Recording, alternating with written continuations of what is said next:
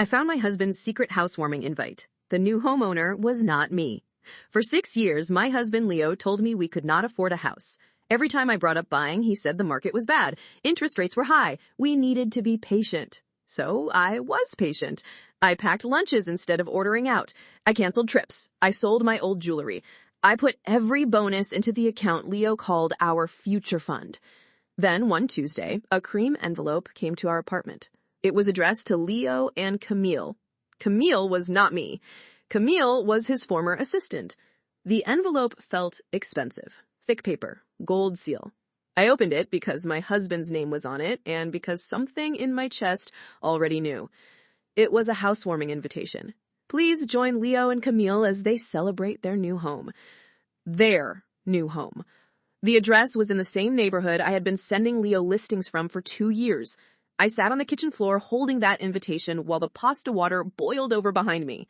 Leo came home and saw the envelope in my hand. For 1 second, he looked terrified. Then he said, "That is for a work client." A work client named Leo, celebrating a house with Camille. I asked why my husband was on a housewarming invitation with another woman. He said Camille was using his name for credit because her family was complicated. Credit. As if my marriage was a co-signer.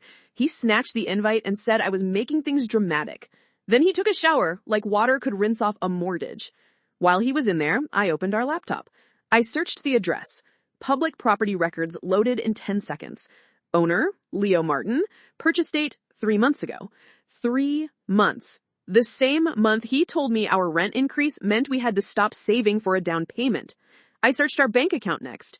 The future fund had transfers I did not recognize. 10,000 here, 8,000 there, labeled consulting, repairs, client escrow. Then I found the wire. Down payment, Maple Ridge property. My money, my bonuses, my canceled trips. Our future fund had bought Camille a front porch. I did not scream. I made a folder. Property record, bank transfers, housewarming invitation, texts. Then I checked Leo's deleted photos because cheaters love documenting the life they say does not exist. There it was. Leo on the porch with Camille holding keys. Leo painting a nursery green. Leo in the kitchen lifting Camille's little brother onto the counter. The caption under one saved picture said, "Finally gave them the home they deserve." Them, not us. I scrolled until I found the worst one. Camille's mother hugging Leo in the living room with a cake that said, "Welcome home, son." Son. Her family had adopted my husband while I was clipping coupons in our apartment. The housewarming party was that Saturday. Leo told me he had a conference. I said, "Pack something nice." He smiled and said, "It is just boring work stuff." I smiled back because I had already called my sister, my attorney, and the mortgage company. The mortgage company would not give me details, but they did confirm something important. My name was not on the loan. My money was in the down payment, but my name was nowhere. That was when revenge stopped being emotional and became organized. Saturday came. Leo left in a navy blazer. I waited 20 minutes, then drove to Maple Ridge.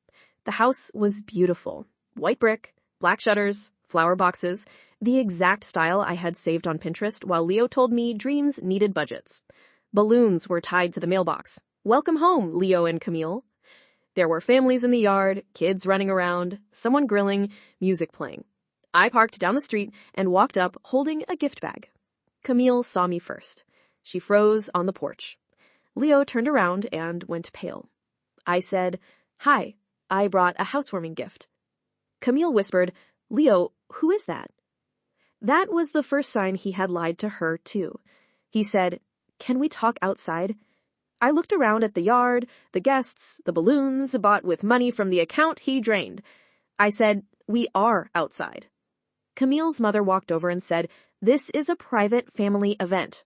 I smiled and said, "Perfect. I am his wife." The whole yard went quiet. Someone turned off the music. Camille looked at Leo and said, "You told me you were divorced." Divorced. Of course he did. He said we had been separated for years. He said I was unstable. He said I refused to move out of his apartment. His apartment. The one I paid half the rent for while he bought this house. I opened the gift bag and pulled out the folder. The top page was our marriage certificate. Under it were bank statements, wire transfers, property records, and the invitation addressed to Leo and Camille.